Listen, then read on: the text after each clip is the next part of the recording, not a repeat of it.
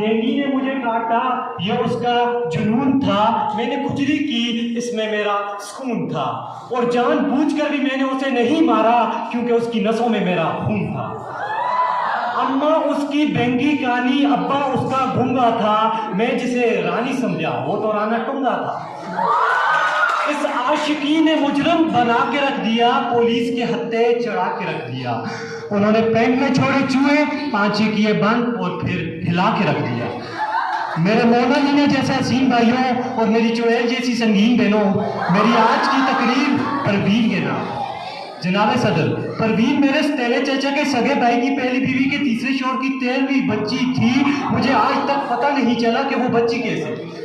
ये जनाब सदर, अतवार की रात हुई, हमारी पहली मुलाकात हुई। दोनों एक दूसरे के इतना करीब आते हैं जैसे आटे को देखकर गरीब आते हैं। वो आगे बढ़ी, मैंने आयतुल कुर्सी पढ़ी।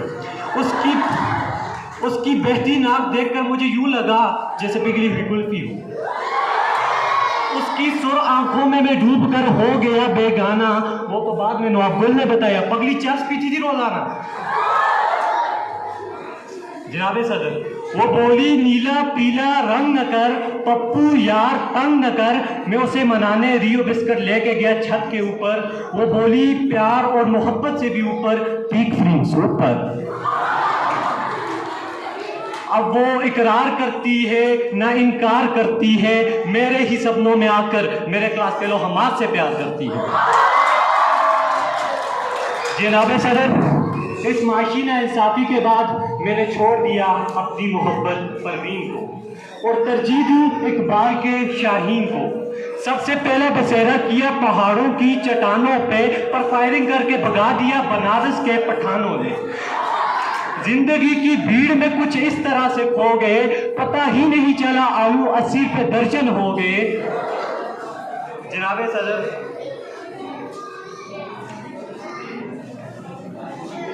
उसके बाद मैं घर गया और सो गया।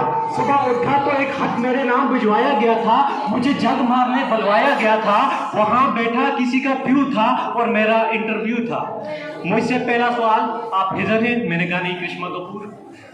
मुझसे दूसरा सवाल, आपके भाई की मूछें हैं, आपकी क्यों नहीं? मैंने कहा वो अबू पर गया है, मैं अम्मी पर गया हूँ। मुझसे तीसरा सवाल कि न्यूज चैनल देखकर आप परेशान क्यों होते हैं? मैंने कहा इसलिए कि एक्सप्रेस न्यूज वाले ये कहकर डरा देते हैं कि जो सब छुपाते हैं वो हम दिखाते हैं। जनाब सदर, मुझसे चौथा सवाल, शादी में दुल्हन को घूंघट में क्यों रखते हैं? मैंने कहा इसलिए कि किसी के मुंह से ये ना निकल जाए, ओए चुड़ैले में मेकअप करती हैं। जनाब सदर, वो सारे का सारा अमला मेरी बातों से हो गया कमला। अजीब था उनका रिएक्शन, मेरी हो गई रिजेक्शन। और नाकाम होने के बाद मैंने अपने हक के लिए आवाज उठाना चाहिए तो उनके मुहावजों ने मुझे इतना मारा जितने 2 हाथों से मारा जा सकता है। फिर भी आखिर 2 हाथों से कितना मारा जा सकता है? मार खाने के बाद मैंने उनकी बात को इतना ताड़ा जितने 2 आंखों से ताड़ा जा सकता है। फिर भी आखिर 2 आंखों से कितना ताड़ा जा सकता है? उस ताड़ने के बाद मैं वहां से इतना भागा जितने 2 टांगों से भागा जा सकता है। फिर भी आखिर 2 टांगों से कितना भागा जा सकता है? भागते भागते अचानक सूरज की किरणों ने मेरी आंखों को चमका के रख दिया। दबोचा पुलिस ने तो घुटनों को मेरे हिला के रख दिया।